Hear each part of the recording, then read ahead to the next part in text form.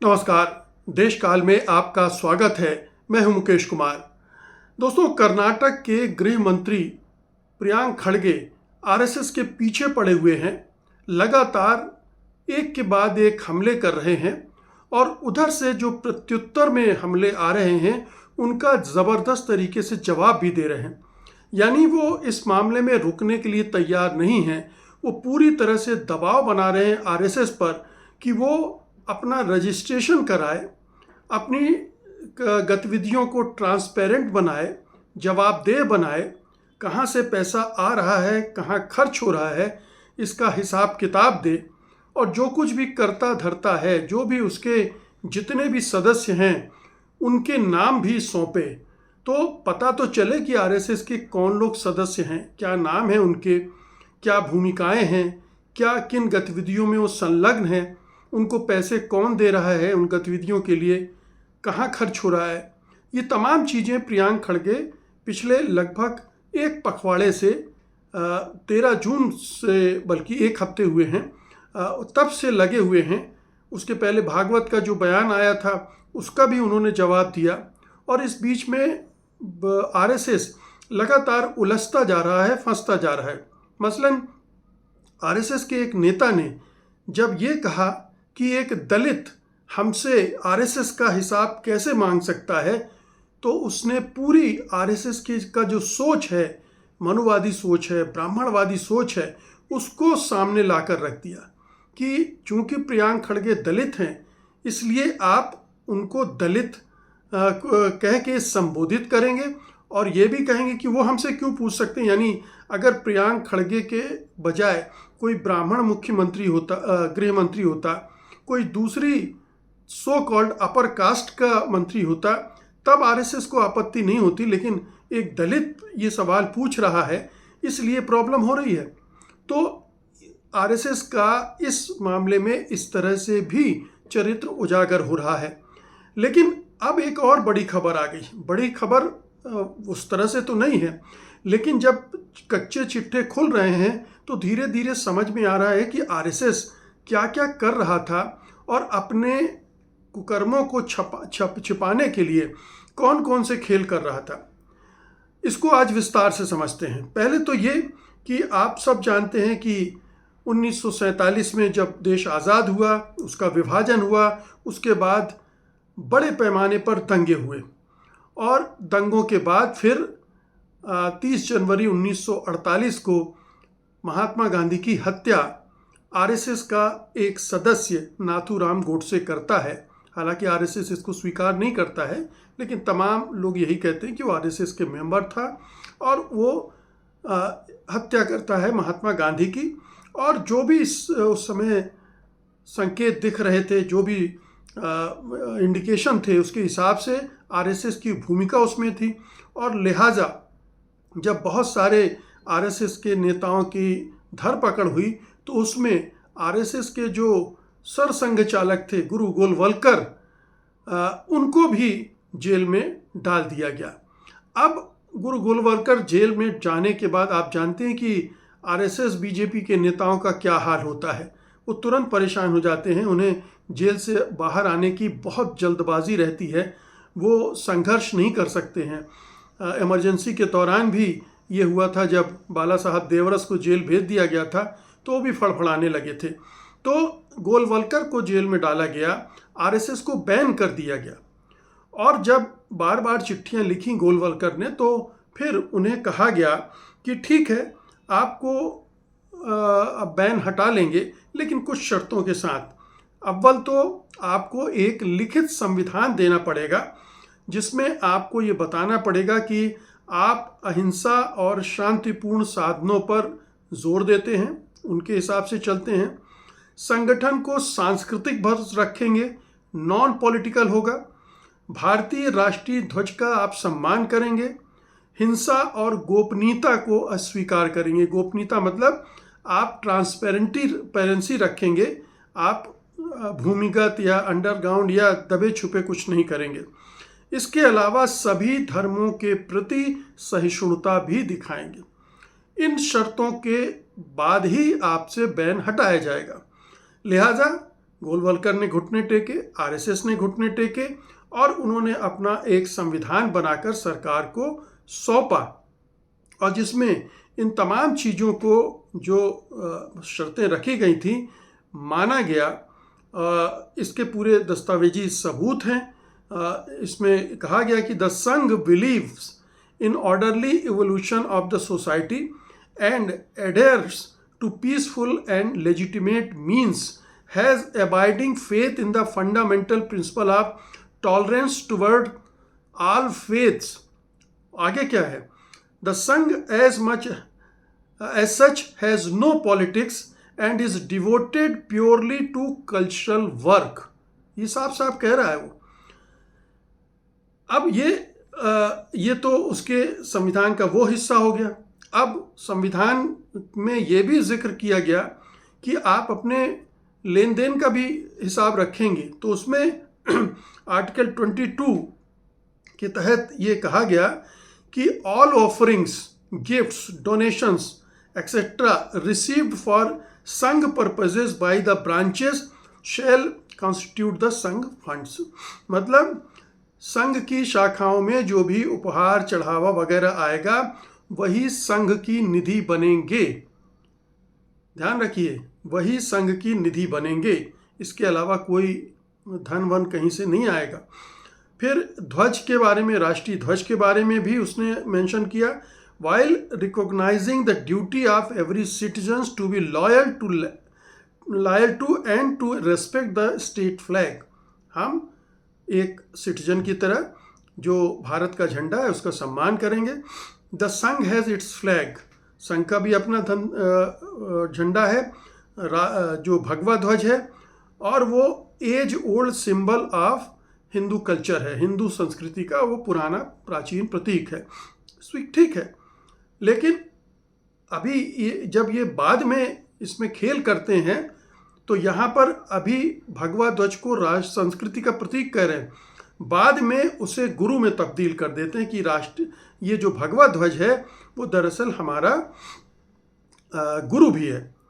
अब क्या होता है कि संविधान में बदलने का खेल शुरू होता है। इसके पहले आप जानते हैं कि जनसंघ बनता है, आरएसएस के लोग उसमें शामिल होते हैं, अटल बिहारी वाजपेयी, लाल कृष्ण आडवाणी, दीनदयाल उपाध्याय वगैरह वगैरह बहुत सारे लोग जो कि आरएसएस से जुड़े थे वो सब शामिल होते हैं, और धीरे धीरे आरएसएस अपनी एक राजनीतिक दुकानदारी शुरू कर देता है, राजनीतिक शाखा शुरू कर देता है। अब वो कल्चरल ऑर्गेनाइजेशन उस तरह से नहीं रहता, ये दोहराता रहा, वो आज तक दोहराता कि वो सांस्कृतिक संगठन है, लेकिन दरअसल वो राजनीति में तुरंत कूद पड़ता है पिछले दरवाजे से, चोर दरवाजे से, और अब तो खैर खुल्लम खुल्ला हो रहा है ये। तो ये सिलसिला राजनीति में घुसने का शुरू हो गया।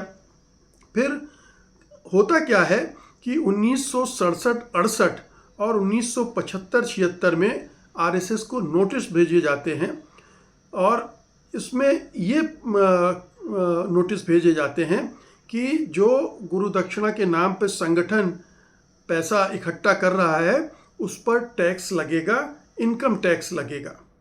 अब इससे हड़बड़ी मच जाती है कि क्या किया जाए, टैक्स से कैसे बचें, और टैक्स से बचना ही नहीं, कानून से भी बचना है।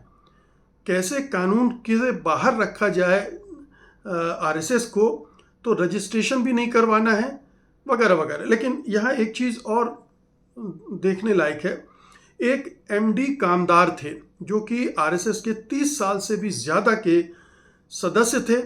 उन्होंने कुछ दिलचस्प बातें कही। उन्होंने कहा कि आरएसएस ने नेहरू और पटेल से झूठ बोला था कि उनका कोई संविधान नहीं है, लेकिन 1933 में ही उनका संविधान था, और उन्होंने दावा झूठा किया था उनसे, और फिर एक नया संविधान बनाया था। तो ये एक आरोप एमडी कामदार जो कि आरएसएस के ही सदस्य थे उनका था, और उन्होंने ही कहा था कि बॉम्बे पब्लिक ट्रस्ट एक्ट के तहत आरएसएस को पब्लिक ट्रस्ट के रूप में रजिस्टर कराया जाए। ये आरएसएस के सदस्य मांग कर रहे हैं, और आप समझ सकते हैं क्यों मांग कर रहे होंगे। ज़रूर आरएसएस कुछ ऐसी गतिविधियों में संलग्न हो गया होगा, लिप्त हो गया होगा कि उसके बहुत सारे सदस्यों को लग रहा होगा कि इसको रजिस्टर कराया जाना चाहिए, लेकिन आरएसएस इसके लिए तैयार नहीं था और वो अपने खेल उसने शुरू कर दिया। क्या खेल किया? 1 जुलाई 1972 को एक संशोधित संविधान पास किया गया कर्नाटक प्रांतीय कार्यकारी मंडल द्वारा। 31 अक्टूबर 1973 को इनकम टैक्स अधिकारी के सामने दाखिल हुआ गया सेंट्रल सर्कल 3 नागपुर में, और इनकम टैक्स दस्तावेज कमदार द्वारा नूरानी को उपलब्ध कराए गए थे और ज्वाइंट चैरिटी कमिश्नर एमएस वैद्य के अवलोकन में ये किया गया। अब इसमें जो परिवर्तन किए गए उन पे आते हैं। पहले ध्वज के मामले में क्या था? द संघ हैज़ इट्स फ्लैग, द भगवा ध्वज, the age old symbol of Hindu culture. बाद में उसको बदल के क्या किया गया? द संघ हैज़ इट्स फ्लैग, द भगवा ध्वज, the age old symbol of Hindu culture which the Sangh regards as its guru. अब वो भगवा ध्वज गुरु हो जाता है, जिसे संघ अपना गुरु मानता है, ये जोड़ दिया गया। फंडिंग के मामले में क्या खेल किया गया कि पहले जो लिखा हुआ था, पहले के संविधान में जो नेहरू पटेल को दिया गया था, वादा किया गया था कि हम इस पर टिके रहेंगे, उसमें चेंज होता है। पहले था all offerings, gifts, donations etcetera received for Sangh purposes by the branches shall constitute the Sangh funds. बाद में चेंज होता है, उसको करते हैं द गुरु दक्षिणा। The guru dakshina received for Sangh purposes by a Sangh shakha shall constitute the funds of the शाखा।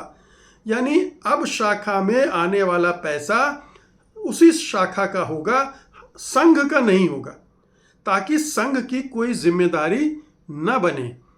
और शाखा, अब छोटी मोटी रकम आ रही है, उसके लिए इनकम टैक्स रिटर्न कौन फाइल करेगा? इतनी छोटी रकम बताई जाएगी कि उसकी ज़रूरत ना रहे। तो कैसे इनकम टैक्स की जवाबदेही से बचने के लिए संविधान को बदल डाला गया आरएसएस की तरफ से, ये इसका प्रमाण है। 1949 में आप नेहरू पटेल को जो संविधान देते हैं उसको 1972 में बदल देते हैं। ये नेहरू पटेल के साथ धोखा है, भारत के साथ धोखा है, क्योंकि आप जो कह रहे थे, जो वादा किया था, जो कमिटमेंट था, उस पर टिके नहीं रह रहे हैं। आपने अपनी लाइन बदल दी और हर चीज़ में लाइन बदल दी। आपने ध्वज के मामले में लाइन बदल दी, आपने जो ऑफरिंग्स या जो गुरु दक्षिणा वगैरह मिलती है उसके बारे में लाइन बदल दी, और सबसे बड़ी बात तो ये है कि आप शामिल हो गए राजनीति में। राजनीति में आप बिल्कुल पिछले दरवाजे से आपने अपने तमाम सदस्यों को, कार्यकर्ताओं को भेज दिया और अपनी एक पार्टी, पहले जनसंघ खड़ी की और फिर भारतीय जनता पार्टी खड़ी की, और अब तमाम राज्यों में जहां भी सरकारें हैं उनके ढेर सारे आरएसएस मेंबर मिनिस्ट्री में हैं, एमएलएस हैं, सांसद हैं, मंत्रिमंडल में हैं, और आप जानते हैं कि खुद प्रधानमंत्री मोदी भी आरएसएस के प्रोडक्ट हैं, और ये एक खेल खेला गया। अब इसके बाद ये होता है कि कैसे एक आरएसएस ने अपडेटेड संविधान की कॉपी बिना तारीख वाली एडॉप्शन प्रिंटिंग की दी, जिससे सीक्रेसी का संदेह बढ़ा। ज्वाइंट चैरिटी कमिश्नर एमएस वैद्य का ये ऑब्जर्वेशन है, जिनको ये सौंपा गया था, जिसमें एडॉप्शन की कोई तारीख नहीं है कि हमने ये संविधान कब ग्रहण किया, स्वीकार किया, उसकी प्रिंटिंग की कोई तारीख नहीं है, और इससे उसमें जो गोपनीयता दिखाई जा रही थी, छिपाने की कोशिश की जा रही थी, वो भी साफ आ गई, साफ दिखने लगी। कोर्ट ने आगे चलकर फैसला दिया 1994 में, ये इस आधार पर अब ये अपने आप को बचा लेते हैं कि गुरु दक्षिणा पर कोई टैक्स नहीं लगता है। 1994 में पटना हाई कोर्ट ने म्यूचुअलिटी के आधार पर गुरु दक्षिणा को टैक्स छूट दी। बाद में आरएसएस समर्थक एस गुरुमूर्ति ने इन्हीं पुराने फैसलों का हवाला दिया और आज भी देते हैं कि इसलिए हम टैक्स रिटर्न देने के लिए जिम्मेदार नहीं हैं। आईटी के सामने अपने आप को चैरिटेबल, एजुकेशनल बताते थे। चैरिटी कमिश्नर के सामने कल्चरल और पैट्रियोटिक ये बताते थे, जो कि कुछ हद तक पॉलिटिकल जैसा हो जाता है। तो ये पूरी चीज़ें अब सामने है। 1949 का संविधान बैन हटाने के लिए सरकार की शर्तों के तहत बनाया गया था। सांस्कृतिक अहिंसक सहिष्णु छवि, 1972 का संशोधन कानूनी सुरक्षा के लिए किया गया। टैक्स और ट्रस्ट रजिस्ट्रेशन की चुनौतियों से बचने हेतु गुरु दक्षिणा को शाखा स्तरीय बना दिया गया और भगवा ध्वज को गुरु का दर्जा दे दिया गया। ये तमाम बदलाव बिल्कुल साफ साफ बता रहे हैं कि अपने फंडिंग मॉडल को बचाने के लिए, छिपाने के लिए, उसका अपने तरीके से इस्तेमाल करने के लिए ये पूरी व्यूह रचना आरएसएस ने की थी। और अभी भी वो इसीलिए रजिस्ट्रेशन से भाग रहा है, अपने लेन देन के ब्यौरे से भाग रहा है, क्योंकि जैसे ही पता चलेगा ये राज खुल जाएगा कि आरएसएस के पास कितनी संपत्ति है, देश भर में कितने भवन हैं और कितने आलीशान भवन हैं और कितना धन आ रहा है और कहाँ खर्च हो रहा है, कहाँ जा रहा है। ये तमाम चीज़ें हैं जो कि जिनसे बचना चाहता है आरएसएस, और इसीलिए वो इसके लिए तैयार नहीं है, वो इसके लिए मना कर रहा है।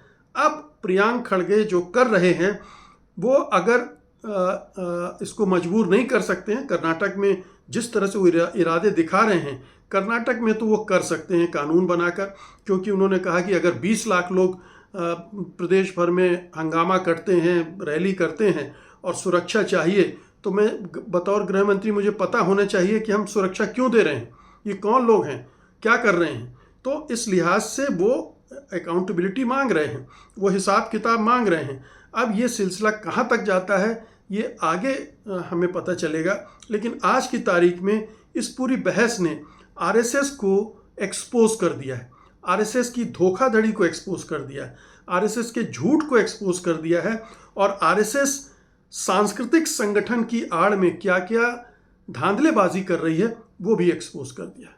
बहुत बहुत शुक्रिया आपका, धन्यवाद, नमस्कार।